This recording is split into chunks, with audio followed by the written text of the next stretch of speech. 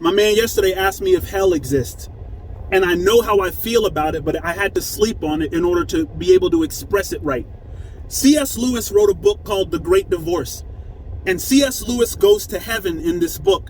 And he talks to an angel. And he asks the angel, why don't you go into hell and rescue the souls that are in it?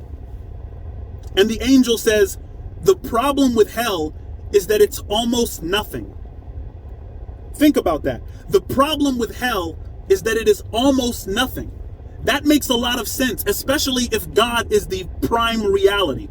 If God is the prime reality and hell is where the prime reality is absent, then it can't be real. What actually makes hell real if God is absent from it? Here's what makes it real.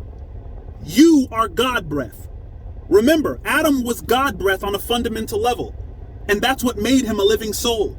So when the immortal, when that which is God breath, you and me, decide to identify with the transient, things that are passing, like cars and houses and your political party, when you identify with the transient, hell has begun for you. This is why Jesus compares hell to all of these parasitical things, like fire, which has a parasitic relationship to whatever it burns. Or locusts, which have a parasitic relationship to wherever they swarm, at least according to the farmer.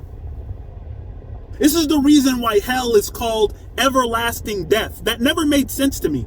Like, how could it be everlasting death? Death is a one-time occurrence, and everlasting is like, how can you die everlastingly, right? The reason everlasting death makes sense is because there's a part of you that's everlasting and a part of you that's dying.